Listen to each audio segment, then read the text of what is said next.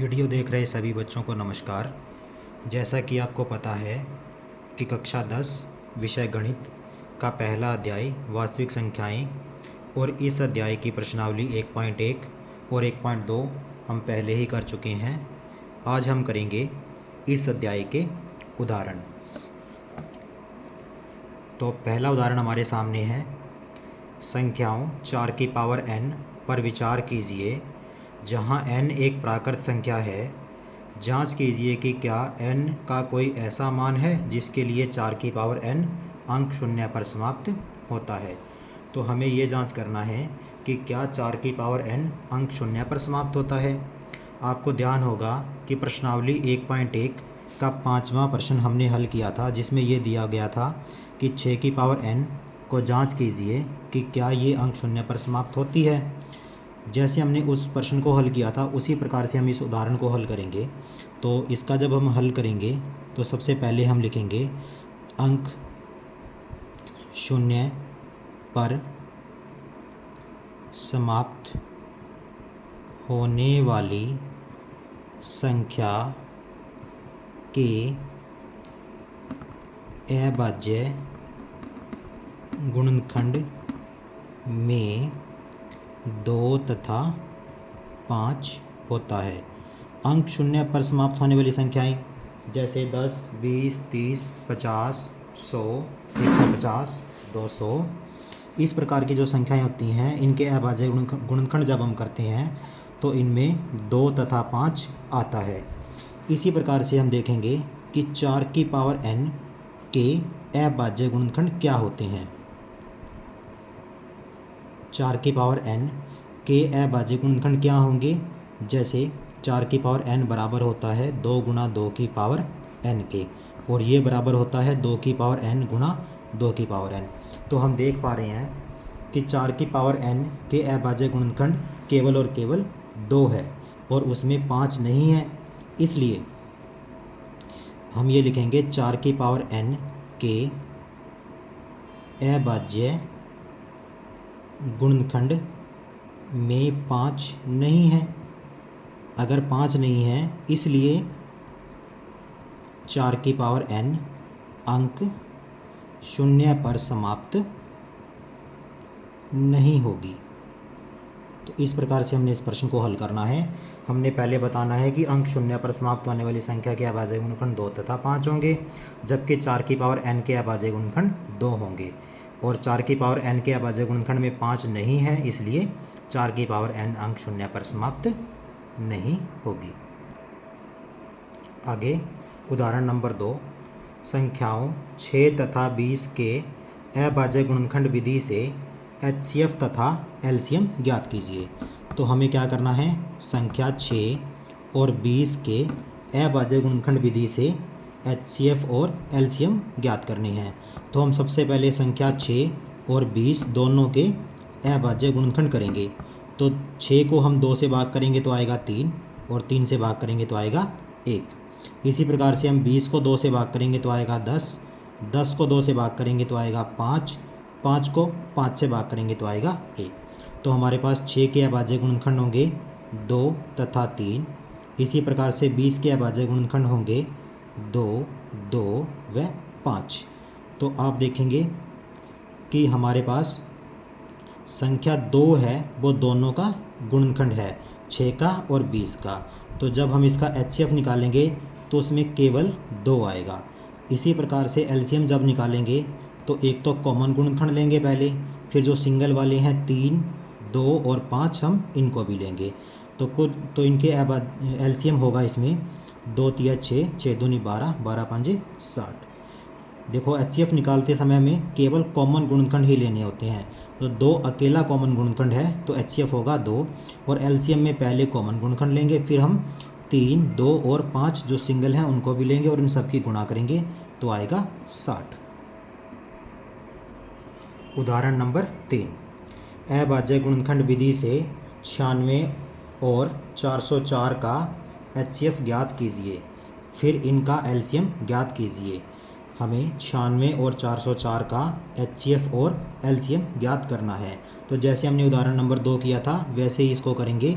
96 और 404 के पहले अभाज्य गुणनखंड बनाएंगे, फिर इनका एलसीएम और एचसीएफ ज्ञात करेंगे।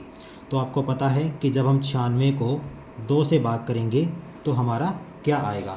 देखिए, जब हम 96 को 2 से भाग करेंगे तो 2 चौका 8, यहाँ बचेगा 1, फिर ऊपर से लेंगे 6, 2 8 16, शेषफल आएगा 0 और आंसर आएगा हमारे पास 48। तो जब हम 96 को 2 से भाग करेंगे तो हमारे पास आंसर आएगा 48। इसी प्रकार से 48 को 2 से भाग करेंगे तो 2 दूना 4 और 2 चौका 8, 24 आएगा। 24 को 2 से भाग करेंगे तो 12 आएगा। इसी प्रकार से 12 को 2 से भाग करेंगे तो 6 आएगा। 6 को 2 से भाग करेंगे तो 3 आएगा। 3 को 3 से भाग करेंगे तो 1 आएगा। इसी प्रकार से हम करेंगे 404 के गुणनखंड। तो सबसे पहले 404 को हम 2 से भाग करेंगे, तो 2 से भाग करेंगे तो क्या आएगा, 2 दूना 4, 0, ऊपर से लिया हमने 0। अब देखो, 0 क्या है, ये 2 से छोटा है तो यहाँ पे 0 लगेगी। फिर हम सेकंड नंबर लेंगे, फिर ये चला जाएगा 2 दूना 4, तो आएगा शेषफल 0 और आंसर आएगा 202। तो हम 404 को 2 से भाग करेंगे तो आएगा 202। इसी प्रकार से हम 202 को भी 2 से भाग करेंगे, 202 को 2 से भाग करेंगे तो सबसे पहले 2 एकम 2, हमारे पास 0 बचेगा। फिर इस 0 को लेंगे तो 0 2 से छोटा है तो पहले 0 लगाएंगे यहाँ पे, फिर सेकंड नंबर लेंगे, फिर 2 एकम 2, तो 2 से भाग करेंगे 202 को तो आंसर आएगा 101। तो यहाँ पे आंसर आएगा हमारे पास 101। अब देखो हमारे पास अंक बचा 101। अब हम देखेंगे कि 101 किससे भाग होता है। 101 2 से भाग नहीं होगा। क्यों नहीं होगा, क्योंकि इसका इकाई अंक 1 है। 3 से भाग भी नहीं होगा, 5 से भी नहीं होगा, 7 से भी नहीं होगा। मतलब जितनी भी अभाज्य संख्याएं हैं 100 से छोटी, उन सभी अभाज्य संख्याओं से 101 भाग नहीं होगा। 101 केवल 101 से ही भाग होगा। ठीक है, तो हम लिखेंगे अब 96 के अभाज्य गुणनखंड क्या है, 2 2 2 2 और 2, फिर 3, 5 बार 2 2 आएगा, फिर 3 आएगा। इसी प्रकार से 404 के अभाज्य गुणनखंड हैं 2 2 और 101। अब देखो इसमें हम कॉमन गुणनखंड देखेंगे तो एक तो ये वाला 2 है और एक ये वाला 2 है। तो जब हम इसका HCF निकालेंगे तो ये वाला 2 और ये वाला 2, 2 और 2 क्या आएगा, 4, HCF आएगा 4। जब हम LCM निकालेंगे तो सबसे पहले हम कॉमन गुणनखंड लेंगे 2 2, उसके बाद में 2 2 2 और 3, ये सिंगल हैं सभी, 2 2 2 और 3, मतलब ये सभी सिंगल आएंगे और सबसे बाद में आएगा 101। तो एलसीएम निकालने के लिए हम इन सभी की गुणा करेंगे। तो गुणा करते हैं, 2 तिया 2 दूना 4, 4 दूना 8, 8 दूना 16, 16 की 2 से गुणा करेंगे 32, 32 की 3 से गुणा करेंगे 96, 96 की गुणा करेंगे हम 101 से, 96 की गुणा करेंगे 101 से। तो 101 से गुणा करेंगे, सबसे पहले 1 से गुणा करेंगे 96, फिर 0 से करेंगे तो 0, फिर 96 को 1 से करेंगे तो 96, यहाँ बचेगा 6 9 6 9, यानी कि 9696। हमारा जो एलसीएम आएगा वो आएगा 9696। आगे उदाहरण नंबर 4, संख्या 6, 72 और 120 का अभाज्य गुणनखंड विधि से विधि द्वारा HCF और LCM ज्ञात कीजिए। तो हमारे पास अब 3 संख्याएं दी गई हैं, 6, 72 और 120। इनका हम HCF और LCM निकालेंगे। तो HCF और LCM निकालने के लिए सबसे पहले इन तीनों संख्याओं के अभाज्य गुणनखंड करेंगे, बाद में इनका HCF और LCM निकालेंगे। तो 6 के अभाज्य गुणनखंड करेंगे तो 6 2 से भाग होगा तो आएगा 3, 3 3 से होगा तो आएगा 1। इसी प्रकार से 72 को 2 से भाग करेंगे तो 2 तिया 6, 2 छिके 12, 36 आएगा। 36 को 2 से भाग करेंगे तो 18 आएगा। 18 को 2 से भाग करेंगे तो 2 नीमा 18, 9 आएगा। 9 अब 2 से भाग नहीं होगा तो हम 3 से करेंगे तो आएगा 3, फिर 3 से करेंगे तो आएगा 1। इसी प्रकार से 120, 120 को 2 से भाग करेंगे तो आएगा 6 और 0 60, और 60 को हम 2 से भाग करेंगे तो आएगा हमारा 30।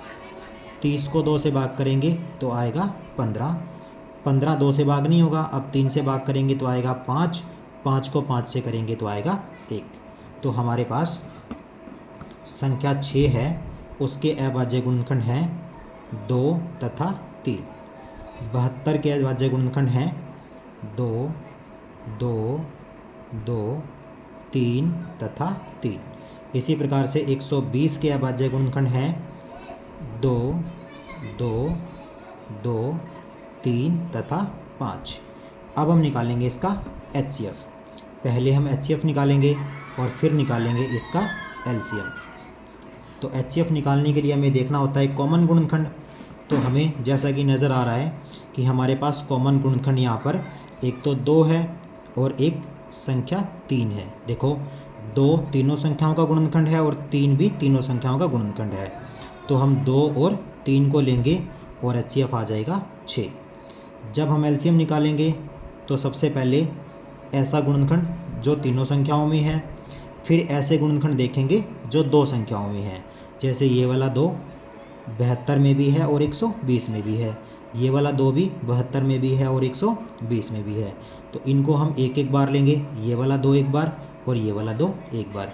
फिर ये सिंगल है 3 और 5, तो अब हम इनको लेंगे। अब इन सब की गुणा करेंगे, 2 दूना 4, 4 दूना 8, 8 दूना 16, 16 तिये 48, 48 पाँचे मतलब हम 48 को 5 से गुणा कर देंगे। तो 5 8 40 बचा 4, 5 के 20 और 4 24। आंसर आएगा हमारा 240। तो इसका जो LCM होगा वो होगा 240। यहाँ पे थोड़ी सी गलती हुई है हमारे से। तो जब हमने कॉमन गुणनखंड लिए थे तो सबसे पहले हमने 2 को लिया था, फिर हमें 3 को लेना था, जबकि हमने 2 ले लिया था। तो यहाँ पे आएगा 3। तो जब यहाँ पे 3 आएगा उसके बाद में हम ऐसा गुणनखंड जो 2 संख्याओं में है, तो ये वाला 2 यहाँ आ गया और ये वाला 2 यहाँ आ गया। उसके बाद में सिंगल वाले 3 और 5, हम इनकी अब दोबारा गुणनखंड करेंगे। ये आंसर हमारा गलत है। तो देखिए 2 तिया 6, 6 दूना 12, 12 दूना 24, 24 तिया 72। उसके बाद में हम 72 को 5 से गुणा करेंगे। तो हमारा आंसर जो आएगा वो 5 दूना 10, 1 बचेगा, 5 तिया 5 7 35 और 1 36। हमारा जो LCM आएगा वो आएगा 360।